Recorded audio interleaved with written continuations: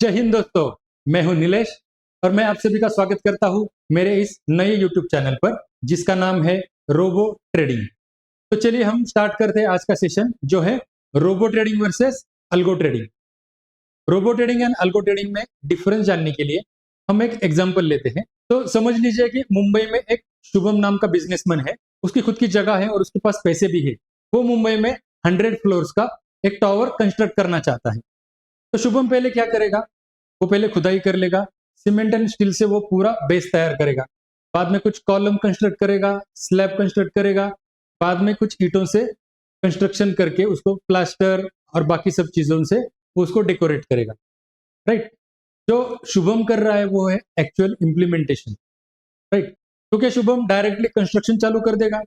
तो उसका आंसर है नहीं। शुभम पहले प्लानिंग करेगा, कुछ कंप्यूटर के सॉफ्टवेयर से उसमें उस बिल्डिंग का प्लान पूरा बिठा देगा, उसमें कुछ टेस्ट कर लेगा। फॉर एग्जांपल, अगर उसका कंस्ट्रक्शन साइट जो है समुद्र किनारे से नजदीक है तो वहां पे एवरेज विंड फ्लो कितना रहेगा, कभी साइक्लोन आएगा तो वहां पे विंड फ्लो कितना रहेगा, उसका वो टेस्टिंग उस सॉफ्टवेयर में कर लेगा। अर्थक्वेक आ गया तो क्या क्या प्रोविजन करनी चाहिए वो सब प्रोविजन उसके प्लान में आ जाएगी। उसके बाद में उसमें ड्रेनेज लाइन से रिलेटेड कुछ प्लानिंग रहेगी, इलेक्ट्रिसिटी के रिगार्डिंग कुछ प्लानिंग रहेगी, उस पूरे बिल्डिंग में अंदर आने के लिए कितने गेट रहेंगे, बाहर जाने के लिए कितने गेट रहेंगे, उन सभी को पार्किंग कहाँ पे अलॉट हो जाएंगी, पार्किंग के लिए कितने फ्लोर्स लगेंगे, ये सब प्लानिंग पहले शुभम कर लेगा और उसके बाद में एट द लास्ट वो एक्चुअल कंस्ट्रक्शन चालू कर देगा। राइट, ये बराबर है।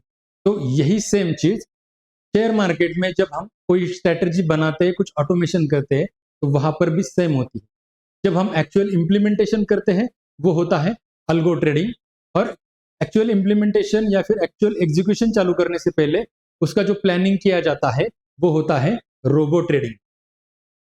सिर्फ शुभम ने अगर प्लानिंग ही कर दी, एक्चुअल इंप्लीमेंटेशन नहीं किया, तो उसका कुछ वैल्यू है क्या? कुछ भी नहीं। और वाइस वर्सा, अगर उसने सिर्फ इंप्लीमेंटेशन कर दिया विदाउट प्लानिंग, तो उसके कितने चांसेस है फेल्योर होने के? नियर अबाउट 99% चांसेस है उसको फेल्योर होने के।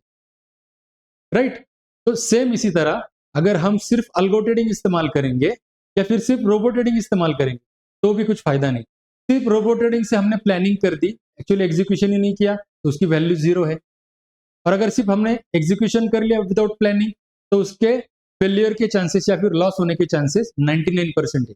इसलिए हम क्या करेंगे, algo trading and robo trading दोनों को एक साथ मिलके हम काम करेंगे और हम प्रॉफिटेबल स्ट्रेटेजीज डेवलप करेंगे। तो क्लियर हो गया क्या है अल्गो ट्रेडिंग और क्या है रोबो ट्रेडिंग?